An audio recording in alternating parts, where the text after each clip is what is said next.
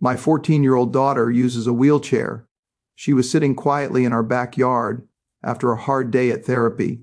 She just wanted to relax, feed the fish in our little pond, and listen to the water. It was a nice sunny day and she looked happy. Then Karen from the HOA came rushing through the gate. She yelled, "You can't leave that wheelchair there. It looks bad and breaks the neighborhood rules." My daughter said in a small voice, "I'm just sitting here. I'm not hurting anyone." Karen got very angry. She pulled a thick extension cord from her bag. She wrapped it tight around my daughter's arms and body. Then she plugged it in and turned on the power. Strong electric shocks went through my daughter's body. My little girl cried out in pain. Her body shook hard and she could not stop it. Tears ran down her scared face as she tried to breathe. Karen stood there with a proud smile and said, "Now the yard looks nice and follows the rules." She looked very happy with what she did. She did not know the angry man running from the garage was my daughter's dad, an electrical engineer who just got home from work. Before I tell you what happened next, tell me where you are watching from, and please hit subscribe for more stories where the good guys always win. The pond was the only thing making noise. Water slipped gently over smooth stones, making that soft, looping sound that felt like a deep breath finally being released. Sunlight spilled across the surface, breaking into tiny sparks that followed the slow, lazy movements of the fish below.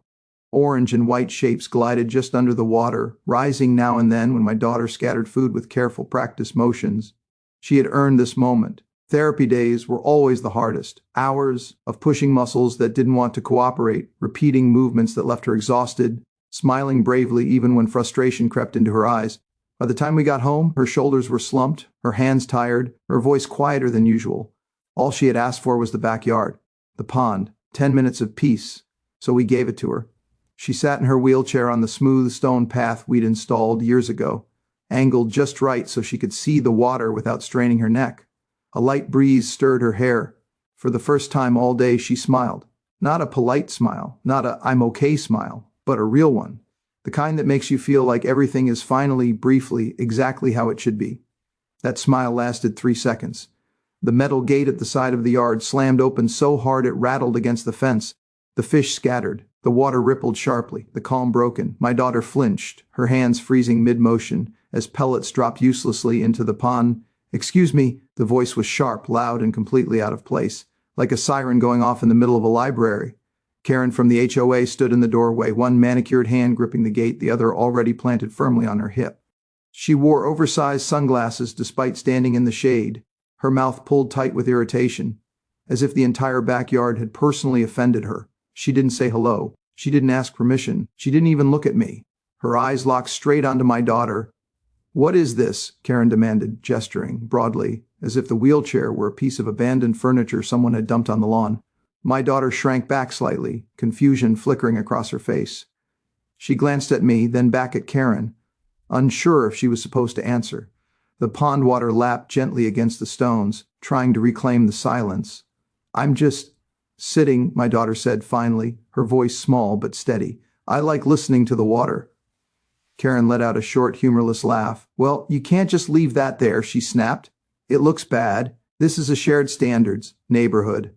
There it was, the word Karen loved most. Looks. I felt something tighten in my chest, but before I could speak, Karen stepped further into the yard without invitation. Her shoes crunched against the gravel as she circled, scanning fences, plants, the pond like an inspector hunting for violations, instead of a grown woman standing in front of a child. "My goodness," she continued loudly, clearly making sure nearby houses could hear. "First the garden gnome last year, now this. Property values don't protect themselves, you know." My daughter's smile was gone now. Her shoulders curled inward, hands resting stiffly in her lap. She stared at the fish, blinking too fast, trying not to cry. "It's my wheelchair," she said. "I need it." Karen waved a dismissive hand. "That's not my problem. Rules are rules. And this," she pointed again, more aggressively, "is not an acceptable yard display." The breeze died down, even the birds seemed to quiet. In that moment, something became very clear. Karen didn't hate the wheelchair, she hated the piece, and she was about to make sure no one in this yard had it anymore. Karen's finger hovered in the air for a moment before landing on the wheelchair, as if pointing at it too quickly might somehow infect her. She didn't touch it. She acted as though even proximity was beneath her, but her expression made it clear she considered it an eyesore, a blemish on what she clearly believed was her neighborhood. This, she said sharply, tapping her clipboard with the pen for emphasis, is exactly what I was talking about at the last HOA meeting. I stepped forward. She's just sitting in our backyard. Karen didn't look at me. Her attention never left my daughter, as if speaking to an adult wasn't worth her time. The rules are very clear, Karen continued, flipping a laminated page on her clipboard. No unsightly objects visible from neighboring properties. We work very hard to maintain appearances around here. Unsightly objects. My daughter swallowed. Her hands tightened around the small paper cup of fish food, the edge crinkling softly under the pressure. I'm not doing anything, she said quietly. I'm just resting. Karen sighed dramatically, the way someone does when they think they're being patient with someone who doesn't deserve it. That may be, she said, but intentions don't change outcomes. People can see this yard. Guests can see it. Prospective buyers can see it. She gestured vaguely toward the fence, as if imaginary crowds were lined up outside, peering in with horror. I could feel my pulse in my ears. Are you seriously saying my daughter is a violation? Karen finally turned her head slightly toward me, just enough to show a tight smile. I'm saying the wheelchair doesn't comply. The words hung there, heavy and wrong. My daughter's eyes dropped to her lap. It's not furniture, she whispered. It's me. Karen ignored that completely. She unclipped her pen and began writing, the scratching sound loud in the sudden quiet. She wrote with confidence, with flourish, like someone very pleased to finally be doing what they believed they were meant to do. Let's see, Karen muttered. Unapproved item visible from adjacent property. Failure to maintain aesthetic standards. Continued noncompliance despite prior warnings. What prior warnings? I snapped. Karen's pen paused. She looked up, annoyed. I warned you last spring about leaving medical equipment on the porch. That was a walker, I said. For 5 minutes. Karen shrugged. Still counts. My daughter shifted in her chair, wheels crunching softly against the stone path. She looked smaller now, as if the air itself had grown heavier around her.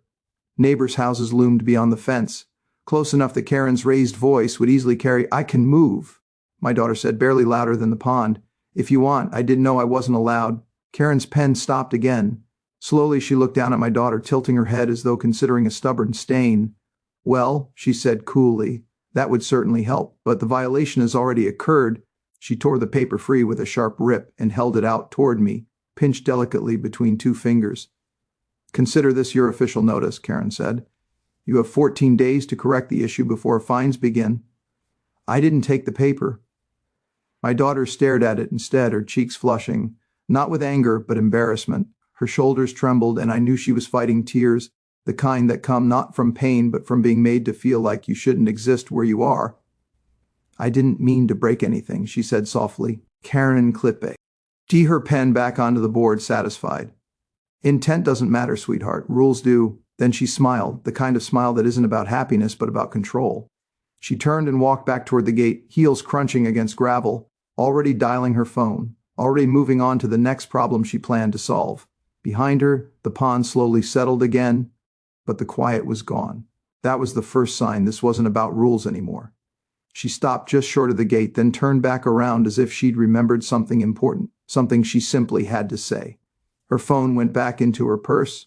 The clipboard came out again. She squared her shoulders and raised her voice, not shouting, but projecting it carefully, the way people do when they want an audience.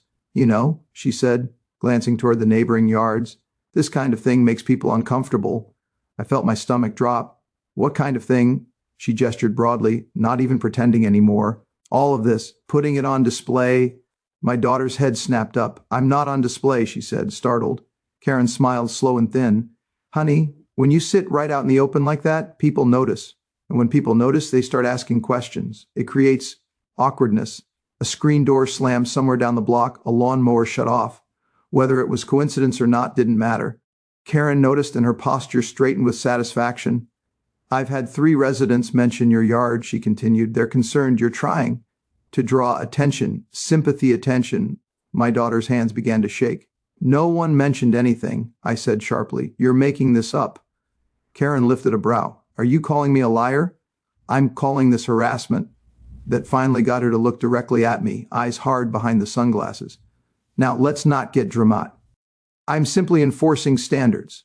Some people, she added pointedly, like to use special circumstances to get around them. My daughter's breathing grew shallow. She stared at her lap, fingers twisting together, knuckles pale. I didn't ask anyone to look at me, she whispered. I just like the fish. Karen let out a short laugh. Of course you do. And everyone feels bad saying anything because, well, she made a vague motion with her hand. They don't want to seem heartless. That word hit harder than any insult. Heartless. I stepped closer, my voice shaking with anger. Stop talking about my daughter like she isn't standing right here. Karen held up her hands in mock surrender. I'm just being honest. If you want people to treat you normally, you can't expect exceptions. My daughter flinched as if slapped. Normally, she repeated quietly. Yes, Karen said briskly. Normally. Wheelchairs, medical equipment, therapy tools, those belong inside. Private. Not out where they affect the look of the neighborhood. My daughter's eyes filled, tears spilling over despite her trying so hard to hold them back. She wiped at her cheeks quickly, embarrassed as if crying itself were another violation. I didn't know I wasn't allowed to exist out here, she said, voice cracking. Karen exhaled through her nose, annoyed. Don't put words in my mouth. But she didn't correct them either. A curtain shifted in the house across the fence. Someone was watching now. Karen noticed and straightened again, her tone becoming even more polished.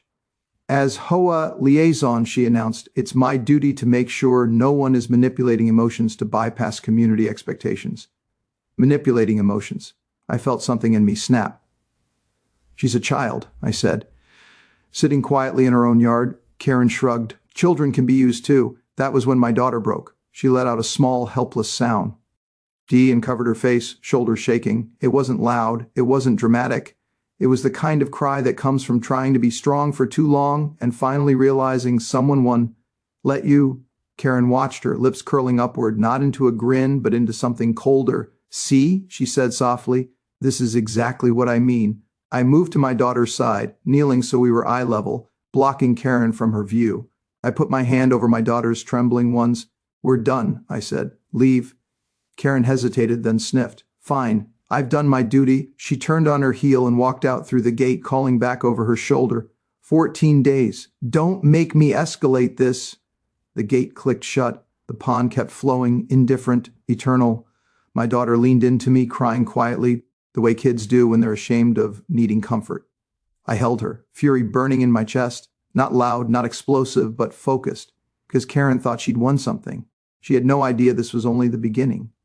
The garage door began to rise with a low, familiar hum. At first, it barely registered, just another background sound in a day already too loud. But Karen heard it. Her head turned slightly, the way predators notice movement without fully committing to it yet. The metal door lifted higher, sunlight spilling into the dark interior, revealing shelves of neatly labeled bins, coiled cables, and the outline of a car still warm from the drive home. Then he stepped out. My husband, my daughter's father, paused just inside the doorway, one hand still resting on the button. He took in the scene in a single quiet sweep. Our daughter curled into herself in her wheelchair, tears drying on her cheeks.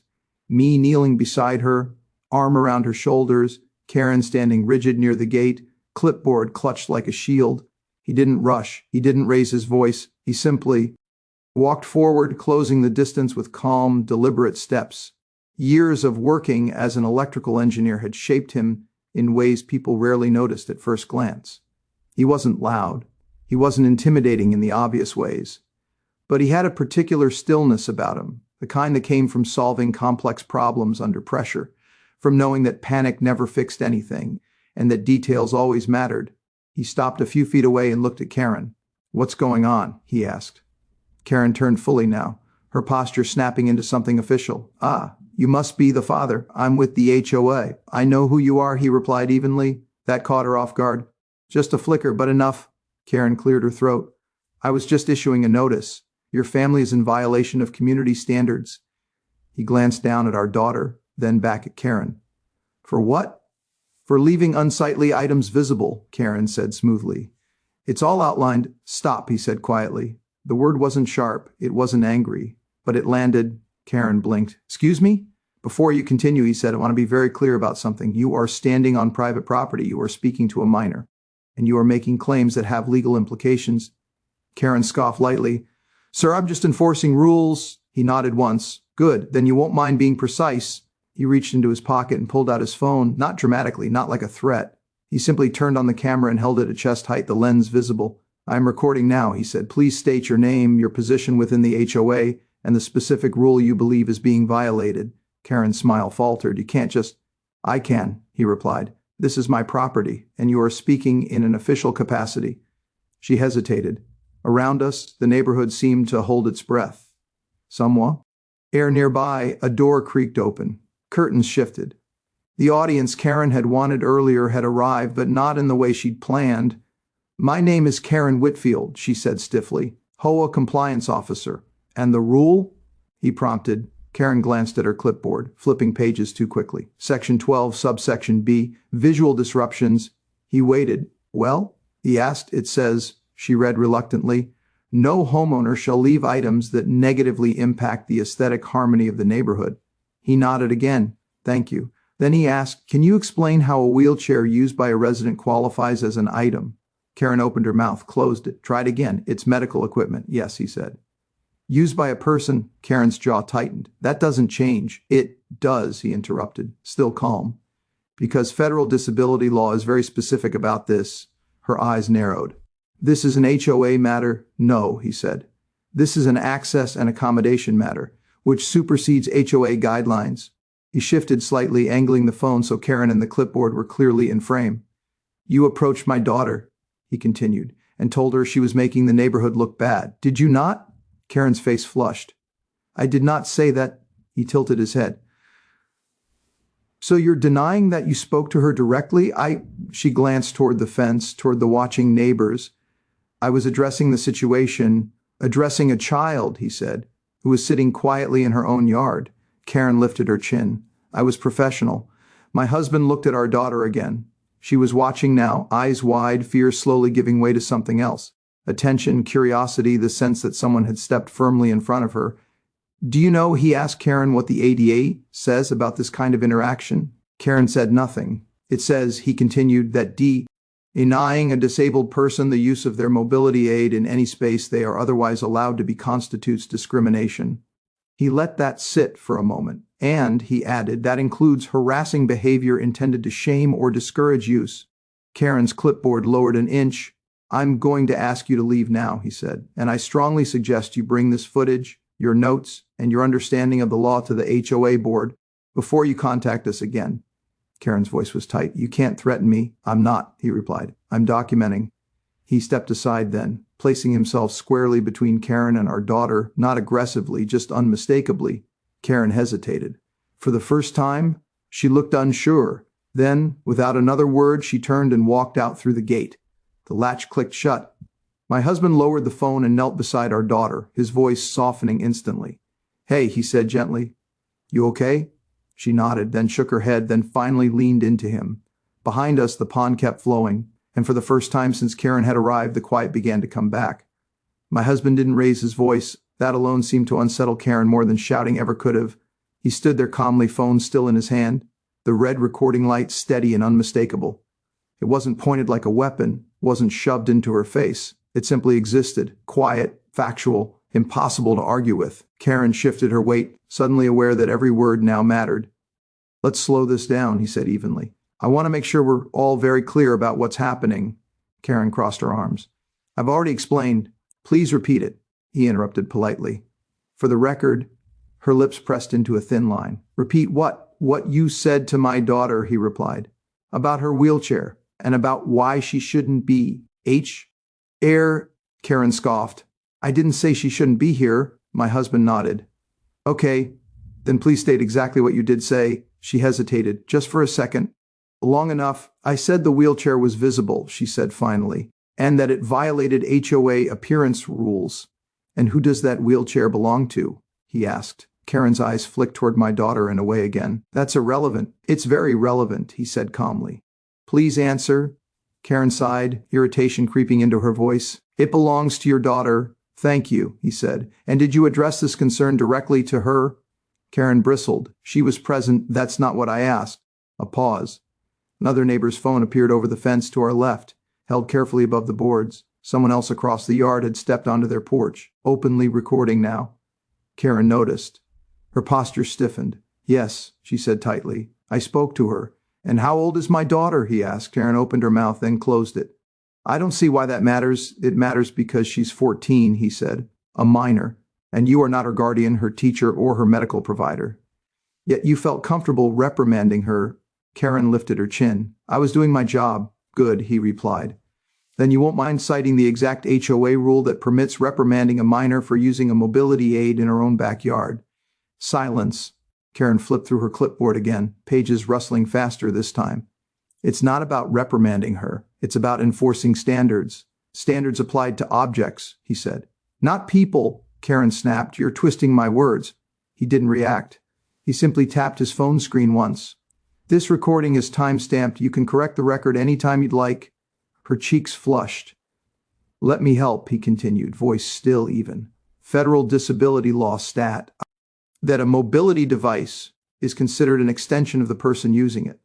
That means regulating its visibility is the same as regulating the person themselves. Karen laughed nervously. You're exaggerating. I'm quoting, he said. Would you like the statute number? She didn't answer. And just to be clear, he went on, harassment doesn't require physical interference.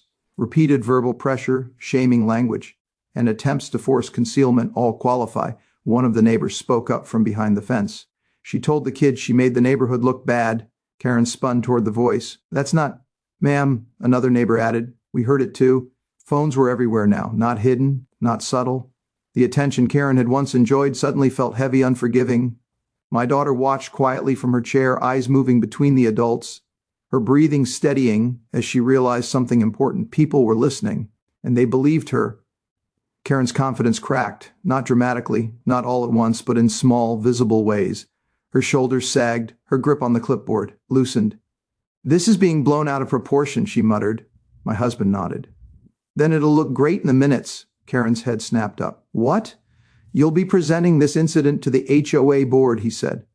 Along with this footage, the witness recordings, and your interpretation of the rules. He turned the phone slightly, panning to include the neighbors. Would anyone here be willing to confirm what they heard today? Several voices answered at once. Yes, I will, absolutely. Karen swallowed. I think we're done here, my husband said gently. You should leave. For the first time, Karen didn't argue. She gathered her things quickly, avoiding eye contact as she backed toward the gate. The authority she'd walked in with was gone, replaced by something small and brittle. As she left, the neighbors stayed. Some waved. One woman smiled softly at my daughter. Your pond is beautiful, she said. My daughter smiled back. Documentation hadn't raised a voice, but it had changed everything. 2 weeks later, the community center was packed. Chairs lined every corner of the room, and people were standing along the walls, murmuring in hushed tones. The atmosphere was thick with anticipation, as though the air itself had been holding its breath, waiting for what was about to happen. Word had spread quickly. Karen Whitfield, the HOA's self-proclaimed enforcer of standards, was finally being called to account for her actions. Her presence, usually commanding and intimidating, seemed to shrink in the crowded room. Karen sat stiffly at the front of the room, clipboard clutched tightly to her chest. Her oversized sunglasses hid her eyes, but they did nothing to conceal the tension in her jaw or the way her fingers tapped nervously against the metal edge of the chair. She was used to authority flowing through fear, whispers behind her back, and residents hurriedly agreeing with her so they wouldn't become her next target. But here, she had no control. The audience was vast, attentive, and armed with facts, and she knew it. The HOA board president, a woman named Mrs. Callahan, called the meeting to order. Her voice calm but firm. Routine items, budget approvals, landscaping updates, and parking restrictions were addressed first. Karen's patience, already fraying, was tested further as the board slowly moved through items she had no stake in, no control over. Every passing minute felt like a countdown to the moment she had been dreading, the discussion about her enforcement practices, the scrutiny she had long avoided. When the agenda finally reached the report section, several neighbors stepped up to speak. One by one, they recount incidents where Karen had overstepped her authority, levied fines without justification, and harassed residents for minor, often non-existent violations. The room filled with voices of people who had suffered quietly, afraid to challenge her in the past. But now, bolstered by the support of witnesses and the presence of my husband and daughter, they spoke freely, with a clarity and courage that was impossible to ignore. When it was our turn, my husband calmly stood beside my daughter, holding his phone with the recording from that day in the backyard. Karen's confident posture faltered when the video played for the board and the gathered neighbors. My daughter's small, shaky voice, her attempts to explain that she was merely sitting and feeding her fish, echoed through the room. Karen's words about the wheelchair being unsightly and about my daughter drawing attention and creating awkwardness were undeniable. The room was silent except for the faint sound of the video, and for the first time, Karen could feel the weight of scrutiny she had so often avoided. My daughter, sitting quietly in her wheelchair, watched the screen with wide eyes. She didn't need to speak. She didn't need to argue. Her tears from that day, the embarrassment and fear she had felt, were validated in a way words could never achieve. People were listening. People believed her. And slowly, her posture straightened, her hands unclenching as she realized she was no longer alone. Karen's expression shifted from irritation to panic, though she tried to mask it with her usual thin smile. She glanced around the room, but no one was intimidated. Neighbors nodded at the board, whispered confirmations of what they had heard, and quietly documented her missteps. The power she had wielded over private moments, backyards, phone calls, whispered complaints, was now public, undeniable, and inarguable. Shh. Board members murmured among themselves, reviewing the evidence. Mrs. Callahan cleared her throat and addressed the room, her voice carrying a weight that demanded attention. Based on the evidence presented today, including eyewitness testimony and recorded interactions, and in accordance with our bylaws and federal accessibility regulations, the board has decided to remove Karen Whitfield from her enforcement duties within the HOA, effective immediately. A wave of murmurs ran through the room. Karen froze, her eyes widening behind her sunglasses. The authority she had so carefully constructed around herself crumbled in an instant. She stood slowly, trying to gather her belongings, but the room seemed to close in, every eye on her, every whisper like a judgment she could not escape. She walked toward the door, her usual confidence replaced by a stiff, hesitant shuffle, finally disappearing into the hallway. The latch clicked, leaving a quiet room behind her, and a room full of people who finally felt justice had been served. Then came the final agenda item, the creation of new accessibility rules. My husband and I, along with a few neighbors who had long advocated for more inclusive policies, presented a set of guidelines to ensure that residents with mobility aids or other medical equipment could enjoy their yards without fear of harassment. The rules were specific, clear, and legally sound, referencing both HOA standards and federal disability laws. They guaranteed that mobility devices could not be penalized for visibility or use on private property, and even encouraged homeowners to create safe, accessible outdoor spaces. After discussion and minor adjustments, the board voted unanimously to approve the new policy. And, in a gesture that warmed my heart, the initiative was named after my daughter.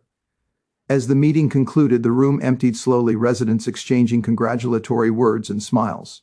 Some neighbors came up to our daughter, who wheeled herself quietly to the front, her expression a mix of pride and relief. "Your pond is beautiful," one woman said softly. My daughter smiled, a genuine open smile that had been rare lately. She waved to those who had supported her, a silent acknowledgement that she had been heard and that the world, at least this small corner of it, had finally recognized her right to exist as she was. Back at home, the pond waited like it had all along, unchanged yet transformed by the events of the past weeks. My daughter wheeled herself along the stone path, scattering food for the orange and white fish, who darted eagerly to the surface. The water rippled gently in the sunlight, peaceful and untroubled. She laughed softly as a fish nipped at a pellet, and the sound felt like victory, quiet but triumphant. From time to time, we noticed Karen walking past our street. She avoided our yard, keeping her head down, crossing the street to bypass us entirely. It was a silent acknowledgement that the balance of power had shifted. The rules now worked as they were meant to, protecting the vulnerable and holding the overbearing accountable.